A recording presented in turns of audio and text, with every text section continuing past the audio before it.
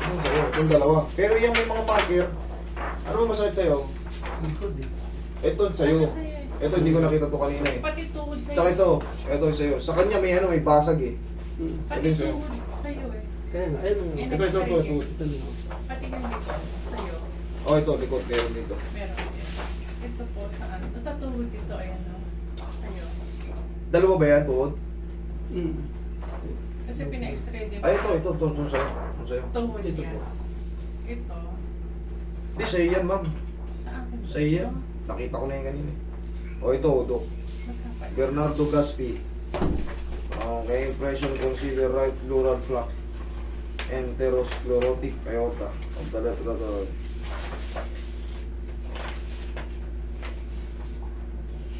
Kapalit ka siguro ng saksak. Siguro. Regular calcific density is seen on right lower pneumothorax that are suspicious hazy infiltrates the left paracardiac area. This heart is not enlarged calcific density in the aortic lumbar. The postophrenic soul. Sa likod, sir, hinihintay niyo, sir? Ito pa rin. Nakitaan kayo ng mga ano rito, anticlerotic aorta. Ayan, yung mga, basta maraming nakikitang mga highlight and white, ayan, magkakaroon na ano yan. Ang hirap sabi ng doktor, para bang hindi na... Hindi yung sa buto. Mga calcific, ano ibig sabihin ng calcific? Mga nag extend sa bones yun, mga tumutubong mga, parang mga, Parang laman. oo, dents niya. Yung parang ano rin, parang arthritis sa buto, gano'n. Pero magkaiba lang. Yung mga yan, oh. Yan, oh. Para mga... Okay, right. The left lateral upright view suggested. Ito nga, left upright. Ito nga yan, oh. Ito nga yan, nakikita. Sa left upright. Kaya parang sakit na dito. Ganito dito. Nagsama na yung mga papay. Kayo na to. Ay, hindi. Sa'yo hindi pala to eh. Meron ka pa ano. Meron ka pa ba yan sa lumbo. Sa lumbar ha. Ito, sa lumbar. Ano po yan sa kanya? Sa lumbar ito. Hindi sa kanya. Gaspi. Gaspi Bernardo.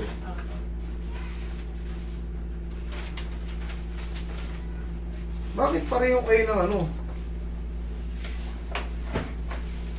Bakit pareho kayo ng impression? Ganito rin yung impression sa kanya, oh.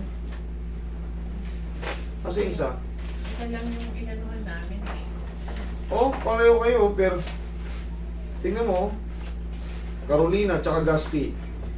Parehong pareho. Wedge fracture deformity, wedge fracture, compression fracture deformity. Parehong pareho. Ang pinagkaiba lang sa'yo, Sir Gaspi, is strengthening lumbar spine. Sa'yo naman, exaggerated lumbar lordosis. Ang pinagkaiba nun, ang lumbar lordosis kasi, curve. Sa'yo naman is straight. Pero sa'yo, compression deformity, compression fracture sa'yo, sir. L4, L5. Anong ibig sabihin itong compression fracture? Ito yan, oh. Ibig sabihin na nag-crack na yung mga ano mo. Ayan, oh. Ganito ang compression fracture. Compression fracture deformity. Ganito ang compression. Tingnan mo, oh, ano yan? Sakto-sakto, di ba? Compression fracture. Collapsing of the vertebral body with wedge shape deformity due to the trauma or reduced bone mass. Sir, ang problema, hindi kayo... Kailan ka na-diagnose ng ganito? Kailan to? 2023. Bago lang, ha? Dito na po, sabay kami. Ibig sabihin, bago lang, sir, hindi ka pwedeng maano, dahan-dahan lang to, sir. Basag yung buto ni sir. Kumbaga, ayan. Ang ibig sabihin kasi ng compression fracture, ibig sabihin, tumanda na yung buto mo. Nabasag na siya kasi sa sobrang mga pagtatrabaho natin, nabasag na siya. Ayan, nag-crack na yung ano. Yan ang ibig sabihin ng compression fracture. Na-deform na siya kasi straightening ka. Sa sobrang straight, dapat kasi meron tayong curve. Sa kanya may curve nga kaso Ganito naman, nasobra naman sa curve, lordosis ang tawag doon. Sa'yo naman, hindi ganyan. Pa-straight yan, hindi ka naka-curve. Kaya nabasag yung buto mo. Ganun ang nakalagay rito ha. Ayan ha. Mababasa naman natin. Masakit. Kaya masakit. Huwag ka muna magpupuwersa, sir. Okay. Huwag ka muna talon-talon-talon. Bawal sa iyo yun. Kailangan mo lang muna makapahinga at bone vitamins. Maggatas-gatas din po kayo. Yun po ang panlaban sa mga bone fracture para lumakas pa yung buto natin. Bone milk, mga ganun pa. Mga kailangan vitamins sa buto talaga. Vitamins sa buto. Ako konsulta mo na rin sa doktor. Hindi nawawala yung sakit. Kaya nga. Pag umihiga siya, aray-aray. sakit. Oo, kasi nga may pasag eh. Kaya dahan-dahan kayo, huwag kayong bibigla ng upong ganyan. Ako, lalo baka maupuan nyo yung sopa na medyo matigas. Dahan-dahan muna kayo mupo kasi malaking epekto yung pag nayanig yung fracture, lumalaki pa yun. Eh syempre, siyempre mo, basta tabigin kita, siyempre, ang pagkabasag kasi ng buto, pag kunyari, basagin mo yung ano na mo, example mo na lang yung sa legs ng manok. Basagin mo ngayon, ikabit mo ngayon. Ikabit mo. Kahit alam mo yung pagkaputula, hindi mo perfect yun kasi may mga tulis-tulis yun. Di ba? Ano nang mineral? Tayo. Yung galon. Dalawa-dalawa. Dalawa-dalawa. Sir, bawal ka rin, sir. Eh. Bawal na. Relax ka lang. Pabuhat mo na lang sa mga ano, nag-deliver. Higa kang patagilid. Pahayaan mo na muna yung mga nag-deliver, kamo may ano kayo. Buhat mo pa yung nilupan ng pasako. Hindi na. Uli. Pag habang tumatanda tayo, sir, nagiging weak pa lalo yung buto natin, lalo lumulutong. Lalo nagiging brittle. Pag napuwersa mo pa yan, magkukulaps yan. Pag nagkulaps yun, automatic lumpo ka. Oo, hindi yan nagbibiro. Kahit magpa-check up kayo sa iba, magpa-third opinion kayo. Kasi ako, second opinion yun ako, nagaling na kayo sa doktor eh. Pa-third opinion pa kayo kung mali yung ano ko. Relax lang. Kabilang side. Kita yung dahan-dahan lang yun ha. Usog lang natin konti yung ano.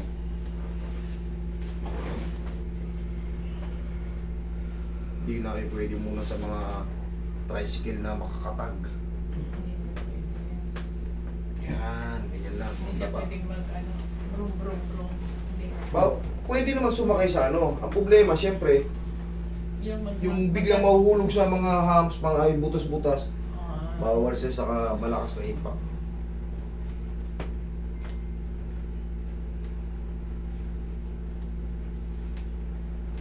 Uy, massage lang po eh.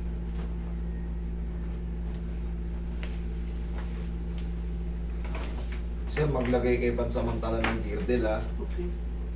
Wala nga pala. Pero kanon, Hmm. delikado to sir. Habang umiidad tayo, baka malumpo kayo. Mabasag nyo yan. Mauuwi talaga yun dun. Hindi, i-announce ko na lang. Basta, mga 3M, yung may bubuk namin ng this week or second week, tentative po yan ha. Baka magkaroon po ng ano. Sige sir, tihaya sir. Baka magkaroon po ng emergency na makahanap ko si misis ko eh. Baka baka magkatid ako. O sumama ako syempre. Hindi na po pwedeng wala ako ron.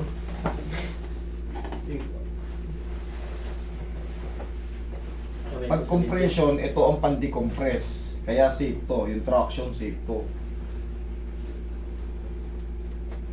Okay, relax lang. Inhale. Exhale.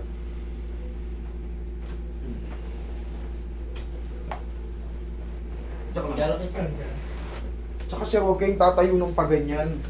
Kung magilid kayo, sige po, higa ka lang. Pag tatayo kayo, huwag yung paganyan. Kasi masakit na nga eh. Dito kayo kumuha ng puwersa. O, tagilid kayo. Tagilid. Diyan kayo kumuha ng puwersa. Yan, tukod nyo to. Baba nyo to. Yan, sa kamay kayo kumuha ng puwersa. O, di safe yung balakang nyo. Kasi once na ganito, pipilit tayong tumayo ng ganito. Eh, kahit akong healthy, nahihirapan eh. Di ba ang bigat? Tatagilid pa rin ba? Ganun, oo. Oo, well, very strong. Diyan lang kayo. Pagka, no, ganyan-ganyan nyo ito. Bukan nyo konti. Kahit pa paano sa umaga, ganyan-ganyan nyo lang.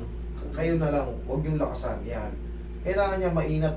Maging healthy ulit yung mga disc. Kailangan kasi nagagalaw-galaw yan para maging healthy yung mga disc na yan. Once kasi nag-stack up na yan, katulad yan, ang nakalagay sa'yo is straightening lumbar. Straightening lumbar due to muscle spasm. Ibig sabihin nun, dapat kasi naka-curve. Ngayon, due to muscle spasm. Squeeze nyo yan. Inatin natin yun. Tapos, unti-unti kung ano na maabot. Basta huwag yung pilitin kung ano na maabot. Tapos, haplusan nyo para mawala yung muscle spasm. Haplusan nyo ng pao. Okay? Ganun lang. Makita tayo ulit sa ano. Sana mag-iingat kayo sa pagbubuhat. Lalo ka na, sir.